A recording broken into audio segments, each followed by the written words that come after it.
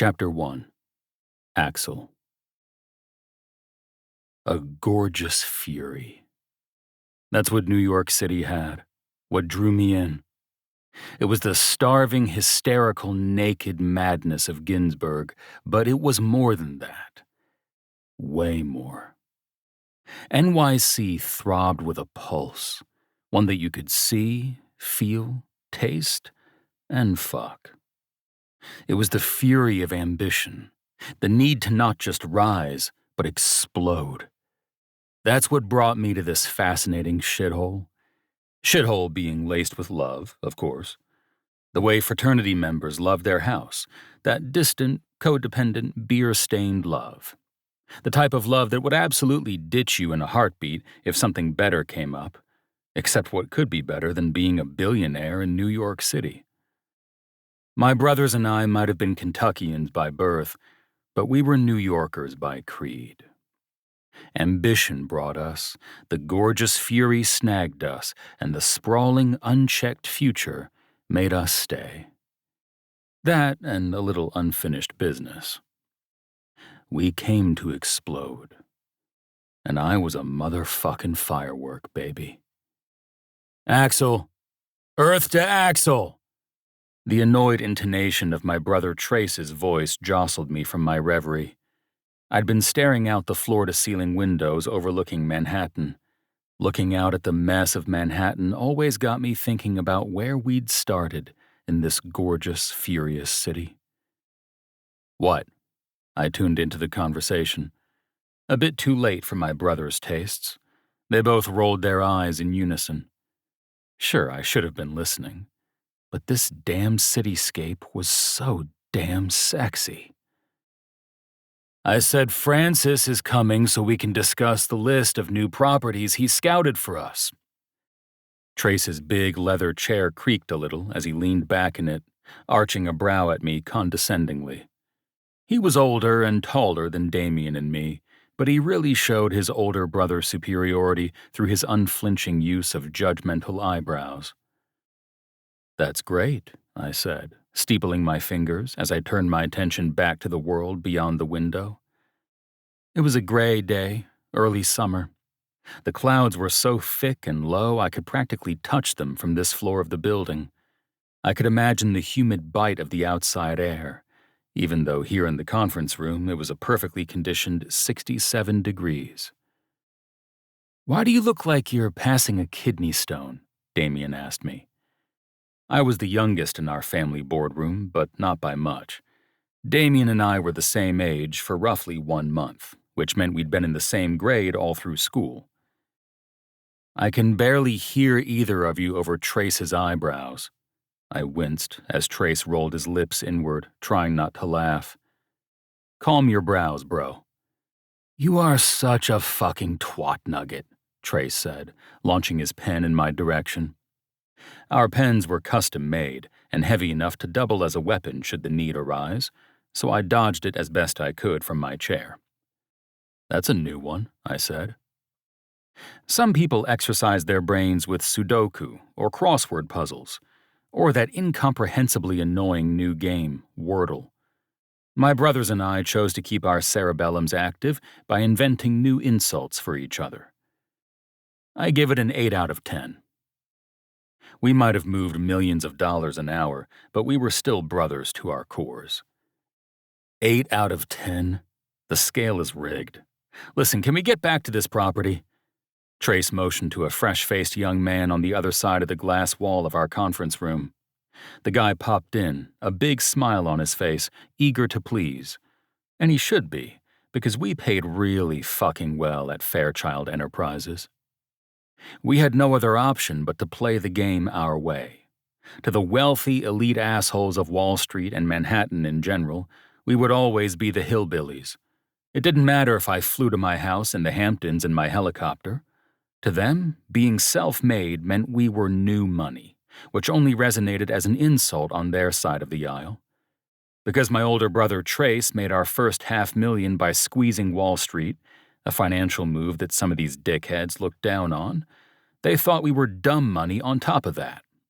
And because we refused to dress, look, or act the part of the snide, holier-than-thou jerk faces they wanted us to be, we were also considered ugly money.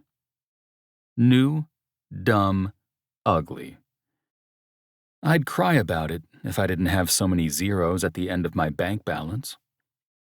But this wasn't an empire for empire's sake. No, we wanted a community to go along with it. One designed strictly for the so-called new, dumb, and ugly. We weren't those monopoly fuckers who freebased dollar bills and set fire to the competition. We actually had morals, thank you very much. Rigid morals, at that, though we were inclined to embrace slight hedonism. Because nobody said you had to be celibate as one of the good guys. Even though, to most of the elite circles here, we were unequivocally, hands down, the bad boys. "Can you pick up that pen and bring us a fresh round of espresso?" Trace asked the new hire, Kyle. Kyle nodded effusively. Of course, anything you want." He picked up Trace's pen, returned it to him with a strange sort of bow, and then hurried out of the conference room. "He gets 5 stars for the bow," Damien murmured. "Does he have Asian heritage?" "No, I think he just gets flustered around us." I reached for my own Fairchild pen weapon, which is understandable. Damien and Trace snorted. We shared mischievous grins before returning to the papers in front of us. "So, now that Francis is almost here and we haven't reviewed his findings, let's continue." Trace started with the eyebrows again, but I didn't give him shit about it for now. More would come. It always did. Damien rustled through the papers, that line forming between his eyes when he was deep in thought. That happened a lot because he was always thinking about extremely complicated things. As a natural-born mathematician and a college-bred hacker, he was reliably thinking of some extremely relevant detail. "I don't like the look on your face now," I told him. "Look at the properties," Damien said. "You'll see." I scanned the sheets in front of me. I was predisposed to disappointment. I'd been searching for almost a year for the perfect building to add to our portfolio, but nothing had been just right. This wasn't a throwaway project. This was the heart and soul of our empire. The big business we'd acquired last year, Strata, expanded our interests from simply wealth management to tech as well. Now we wanted to formalize our charity endeavors, give them a home and room to soar. Everything we did was so that we could give back, and this building would serve as the hub for that work from here on out. Of the papers in front of me, only one looked remotely attractive. I picked it up, scanning the stats. Okay, maybe I was wrong. This place looked perfect. Wait, where is this? I flipped through pages, trying to orient myself. And when did it go on the market? Are we calling them already? We will if you say so, Damien said. We needed something big, something totally ours, and something that could contain transitional housing, schooling, social events, and our charity headquarters with room to grow. This 15-story building had it all, including a holdover community garden from previous tenants. "Hey, everyone!" Francis tittered as he came into the conference room, iPad in one hand and dramatically sweeping his other back over the finger waves in his dark, gelled hair. As our collective executive assistant, he wrangled the three of us like the stray cats we were. If anybody wanted to get to us, they had to get past Francis first, and he wore his company-provided Gucci suits like armor. The new hire bolted in behind him, a small tray with 3 dainty espresso cups jostling as he came inside. "Here's the espressos you wanted, sirs." Kyle sent us an unsteady smile. Damien waved him off. "You don't have to call us sir. You're fine." Kyle nodded, his face careening between crestfallen and euphoric as he set a cup by each one of us. Then he stumbled toward the door, looking at us over his shoulder. Francis eyed him through the glass wall as Kyle scurried away down the hall. "How is Kyle working out?" Francis asked as he set his things down at an empty chair. "Very eager," Trace said diplomatically. Do we need to talk to HR? Francis settled into his seat with a grimace, arranging his suit coat delicately. The man cherished his Gucci collection, possibly even more than he did his current boyfriend. He's fine, Damien said. I met him and his parents at a tech convention a few years back and wanted to help him out. Francis had a strange, pursed smile as he swiped through screens on his iPad. I could tell what he was thinking, so I said it out loud. Yes, another charity case, Francis. Hey, I didn't say anything. Francis laughed, crossed his legs under the glass table. He'd worked with us for a few years now, so he was one of the few people on Wall Street who really knew us. Our story, our painful history, and why our future was so important. Now, what did you guys think of my buildings? This one. I pushed the paper his way. He glanced at it and nodded. Okay, let's pull up the owner info. He tapped efficiently at his screen while I steepled my fingers and looked out over the city. Trace slurped noisily at his espresso. He'd become an espresso snob when we regularly had more than $50,000 in our bank accounts. Oh. Francis narrowed his eyes at the screen and then looked up at me, almost guiltily, which was concerning. What? He blinked a few times. You're not going to like this. Like what? Damien asked. Francis set his iPad down. The building is owned by Margulis Realty. The name thudded into the conversation in exactly the way you'd expect a huge pile of shit to land. I reached for the expensive pen weapon, flicking my thumb back and forth over the tip. We came to New York City to explode, but fireworks singe when you get too close. Quite a few Wall Street insiders didn't just dislike me and my brothers, they hated us. Once upon a time, the twattiest nugget of them all tried to pull the rug out from under me. He believed he owned Manhattan, and I was trespassing. Because, well, he sort of did own Manhattan. Alan Margulis, the owner of Margulis Realty. He didn't count on how bright and brilliant my bang would be. Alan was textbook pissed when I asked his daughter to marry me. Madder still when she accepted. And he went reality TV variety apeshit when I refused to back down and started planning my future with her. His fury stained everything, including my relationship with the one and only woman I've ever loved. That's a scar for another time. The type of shit I would only talk about if I got drunk and sad enough. But that man no longer shut doors on me. And I'd be damned if he kept me from this building.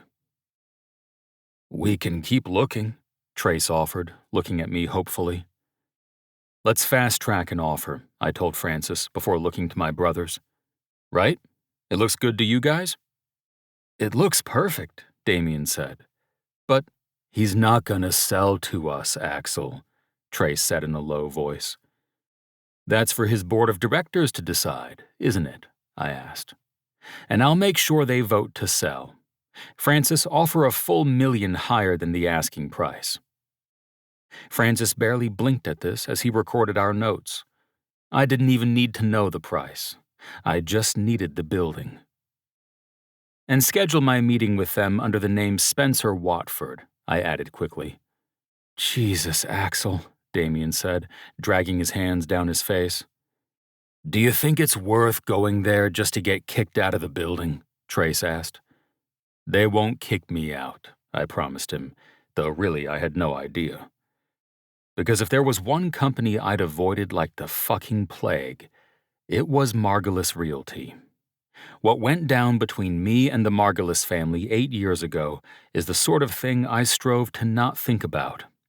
But the truth was that even when I didn't think about it, it pushed me higher, hotter, brighter. So yes, I was deeply interested in purchasing this dream building, even though it was being sold by the man who told me that I was a joke. The same man who convinced his daughter the ex-love of my life, to see me as a joke as well.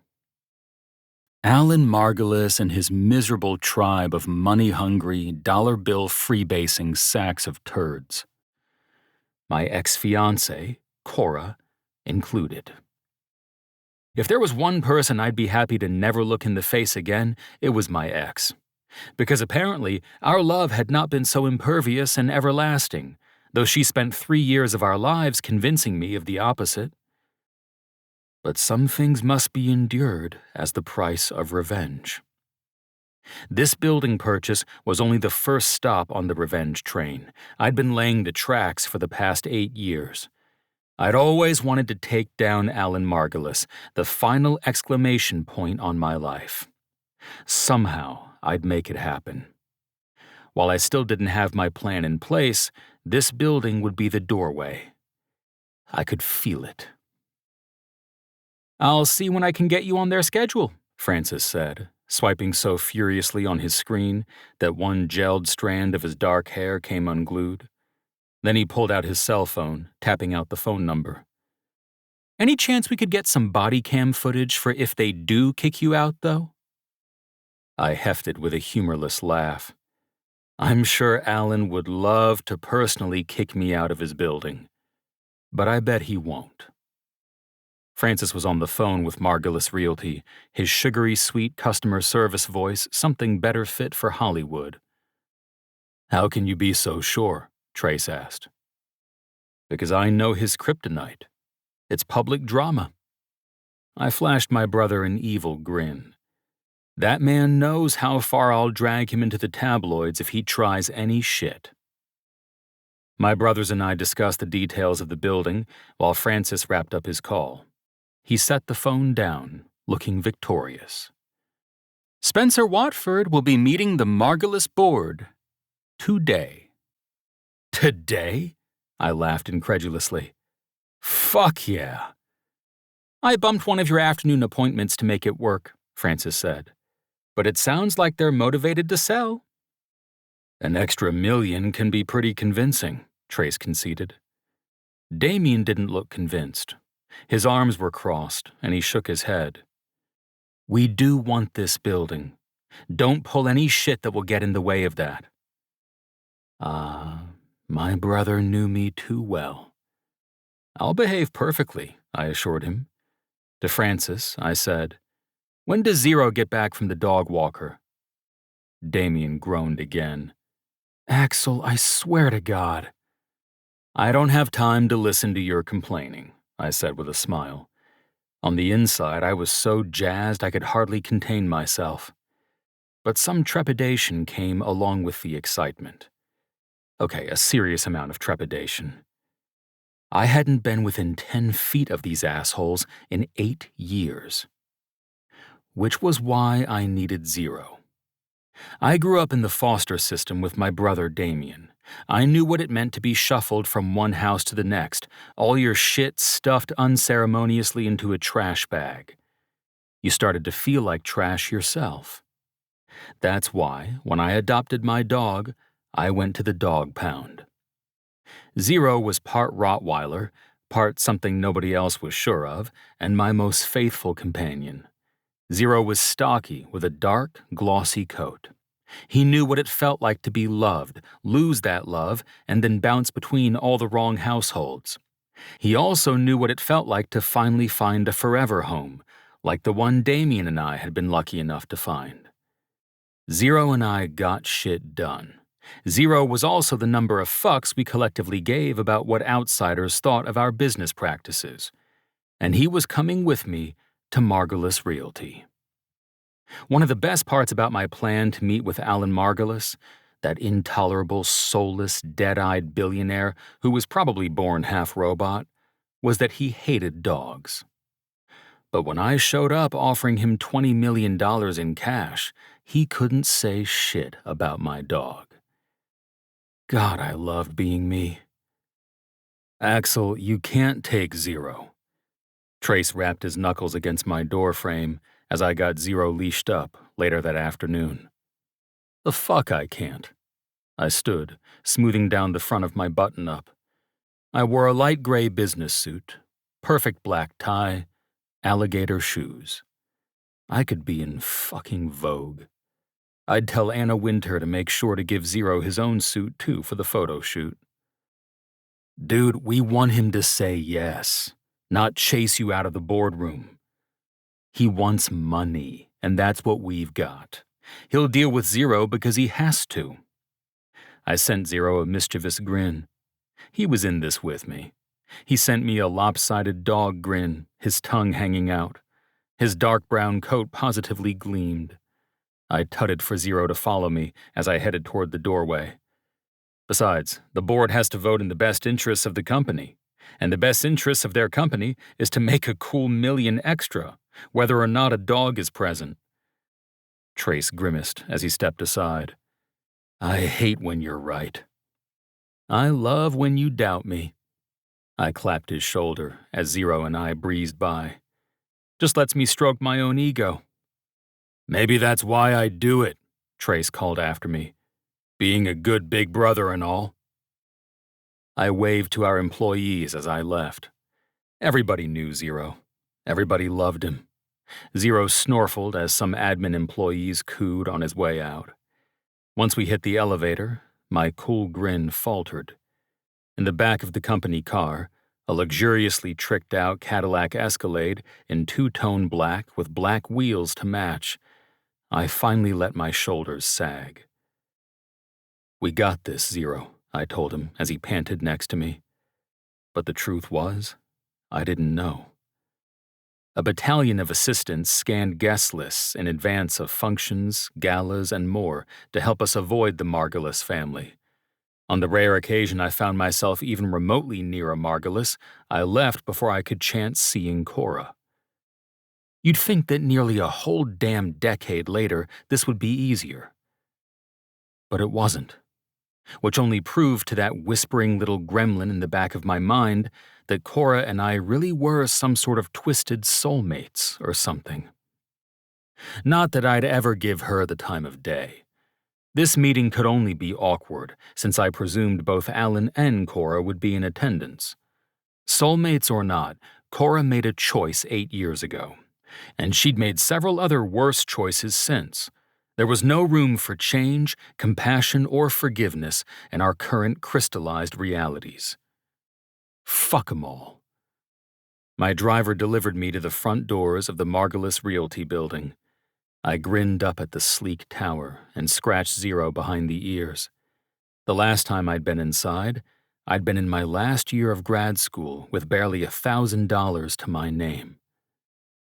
And now look at me. I'll let you know when I'm done, I told Harry, the driver. But be close by in case I need to make a quick getaway. Harry nodded, smirking through the rearview mirror. I'll be here, boss. I exited the Escalade, Zero hopping out alongside me. Zero waited obediently by my side, off-leash as he'd been trained. I tapped the window to let Harry know we were good. Curious glances flitted our way as New Yorkers streamed by on the sidewalk. I tutted for Zero to follow me, and I strutted into Alan's building as if I owned it. Security immediately closed in, blocking off the hushed marble lobby. You can't bring that dog in here, a buff guard who looked like a retired MMA fighter told me. I checked my watch, pushing my sunglasses up on my head. I have a 3 o'clock with Alan Margulis. Name? Spencer Watford. Call him yourself and see. I sent them cool grins as they checked a kiosk. After a moment, they waved me through. Come on, Zero, I said, loud enough for passers-by to hear. It's time for you to meet big, bad Alan Margulis. I immediately heard Damien's voice in my head. Jesus, Axel, you want to tank the deal or what? What could I say? My brothers played it safer than I did. But I had some fucking bones to pick. I whistled to myself as I headed to the elevators, masking my anxiety. I passed the plant display near the elevator lobby. 8 years ago, I had stowed my shitty leather jacket behind some ferns right there before I went to inform Alan I planned to marry his daughter. I'd needed to use an alias, Spencer Watford, to get onto his schedule. So really, today was also a trip down memory lane. For all parties involved. Zero and I were the only ones in the elevator as we soared up to the 30th floor. He sniffed the inside of the elevator car curiously and stayed close to my side as we walked into the reception area of the Margulis Executive Office Suite. As the doe-eyed receptionist looked up at me, several evil thoughts crossed my mind. I should fuck her to prove something to Cora, though what that would prove I wasn't sure. I should get the entire administrative staff enrolled in Fairchild Wealth Management to nag further at Alan. I should fuck the entire administrative staff to prove something else, though I wasn't sure what, and Jesus, that would be a lot of fucking. "Can I help you?" she asked. "I'm positive you can." I offered her a winning smile, which she immediately returned. Sometimes I felt like Leonardo DiCaprio as Frank Abagnale in Catch Me If You Can, but with more tattoos and a fuck-ton more money. Except I wasn't conning anyone anymore. My checks didn't bounce. I had faked it until I fucking made it. "Spencer Watford here for a meeting with the board." "Okay, let me find your appointment." Her attention turned to the computer. She tapped the keyboard a few times and then nodded. "Yes, they're already waiting for you. Let me tell them you're here." Excellent. I looked down at Zero, finally deciding on which of my evil ideas seemed best. "Would you be able to pass me the information for your HR department as well? I've been talking to Mr. Margulis about the upcoming switch for the employees' financial planning, and I'll need to organize a few details with your benefits coordinator." "Oh, sure, of course." The receptionist searched in a drawer and then handed me a business card. Bingo. I knew where to launch my insidious side plan, and now my dick was in no danger of falling off. "If you'll follow me, I'll show you to the conference room." I brightened my smile at the same time my insides churned. Zero and I followed the receptionist down a carpeted hallway and around a corner. She pulled open a dark wood door, gesturing for Zero and me to enter. I thanked her and steeled myself. And then I cast my sights on the Margulis boardroom. Inside, everyone I'd ever had a problem with had conveniently gathered around the same glass-topped table. The sunlight from the gray early summer afternoon filtered in, casting muted patterns on the walls. But the most beautiful part about the crowd in front of me was the scowl that formed on Alan Margulis's face. I loved watching Spencer Watford's true identity sink in for the second time in his life. And his expression when he noticed Zero at my side made the whole thing even better. And the worst part? Cora Margulis sat directly in front of me. I couldn't look at her, only allowed myself the quickest impressions. Glossy brown hair pulled into a sleek ponytail, lips the shade of a mulberry wine, gold wedding ring glinting on her finger. Eli Rossberg, her husband, at her side.